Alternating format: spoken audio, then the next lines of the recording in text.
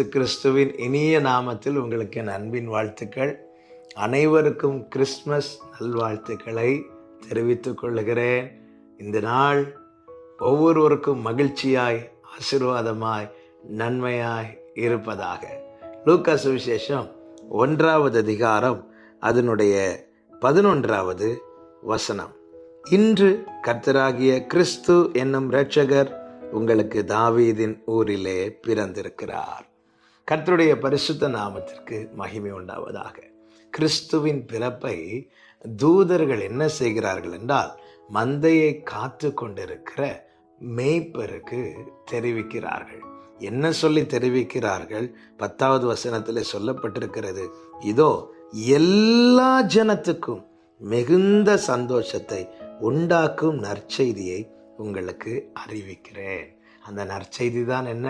இன்று கர்த்தராகிய கிறிஸ்து என்னும் இரட்சகர் உங்களுக்கு தாவீதின் ஊரிலே பிறந்திருக்கிறார். கர்த்தருக்கு மகிமை உண்டாவதாக.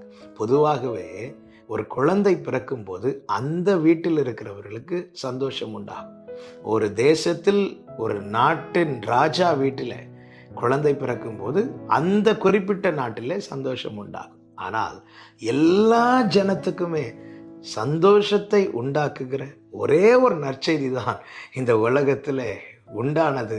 அதுதான் 2000 ஆண்டுகளுக்கு முன்பதாக நம் ஆண்டவராகிய இயேசு கிறிஸ்து இந்த பூமியிலே வந்து பிறந்த செய்தி. இது நற்செய்தி. இது எல்லா ஜனத்துக்கும் நற்செய்தி. எப்படி சொல்லி இருக்க வேண்டும்?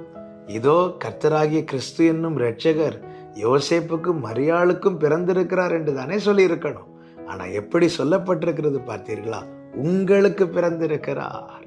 அப்படி என்றால் இயேசு பிறந்தது நமக்காக, எனக்காக, உங்களுக்காக. இதுதான் நற்செய்தி. அவர் எப்படிப்பட்டவராம்? அவர் இரட்சகர், கர்த்தராகிய கிறிஸ்து என்னும் இரட்சகர். அவர் பிதாவுக்கு சமமாயிருப்பதை கொள்ளையாடின பொருளாய் எண்ணாமல் தம்மை தாமே வெறுமையாக்கி வந்தார். அவர் தம்மை தாமே வெறுமையாக்கி வந்தாலும் கர்த்தத்துவம் அவர் தோளில் இருக்கிறது. கர்த்தர் சர்வத்தையும் ஆளுகிறவர், சர்வத்தையும் ஆளுகிற சர்வ வல்லவர் என்னை ரட்சிக்கும்படி எனக்காக இந்த பூமியில பிறந்திருக்கிறார் என்கிற செய்தி நான் கேட்டதிலேயே மிகப்பெரிய நற்செய்தி. எனக்கு கிடைக்கப்பட்டதிலே மிகப்பெரிய நற்செய்தி. இந்த நற்செய்தியை எப்படி தூதர்கள் மெய்ப்பர்களுக்கு அறிவித்தார்களோ அதே போல இந்த நல்ல நாட்களிலே நாம், நம் சொந்தங்கள், நம் நண்பர்கள், நம் உறவுகள் அனைவருக்கும் அறிவிக்க வேண்டும். எப்படி அறிவிக்க வேண்டும் தெரியுமா? உங்களுக்கு பிறந்திருக்கிறார் என்று சொல்லி.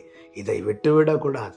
இந்த தருணத்தை நன்றாய் பயன்படுத்தி நண்பர்களுக்கு வாழ்த்துக்கள் சொல்லுவதோடு இந்த நற்செய்தியை சொல்லுங்கள். உங்களுக்கு யார் உண்டு என்று ஆமென் பலர் உங்களை பார்த்து சொல்லலாம். தைரியமா சொல்லுங்க, எனக்காக அவர் பிறந்தார், எனக்காகவே அவர் வந்தார். அதே போலதான் ஆமென் தொய்ந்து போய் தளர்ந்து போய் யாரும் இல்லை என்ற வேதனையோடு இருக்கிற ஒவ்வொருவரை பார்த்து இந்த நற்செய்தியை சொல்லுங்கள். நற்செய்திகள் வேகமாய் பரவட்டும். ஜனங்கள் இயேசுவை அறியட்டும். இயேசுவின் நாமத்திலே நற்செய்தி அறிவிக்கிறவர்களாய், இந்த நல்ல சுவிசேஷத்தை பிரகடனப்படுத்துகிறவர்களாய் ஒவ்வொருவரையும் கர்த்தர் மாற்றுவாராக என மனதார வாழ்த்தி ஆசீர்வதித்து ஒரு விசை கூட உங்களுக்கு கிறிஸ்துமஸ் வாழ்த்துக்களை தெரிவித்துக் கொள்கிறேன். கர்த்தர் உங்களை ஆசீர்வதிப்பாராக.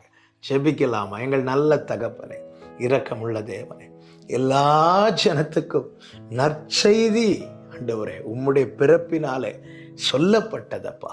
இந்த செய்தியை, இந்த சுவிசேஷத்தை அறியாமல் இன்னும் எத்தனையோ கோடி ஜனங்கள் இருக்கிறார்கள். ஒரு விசை கூட இரட்சகரே உம்முடைய நாமத்தை கேள்விப்படாத எத்தனை ஜனங்கள் இருக்கிறார்கள். அத்தனை பேர் இந்த நாட்களிலுமே அறிந்து கொள்வார்களாக.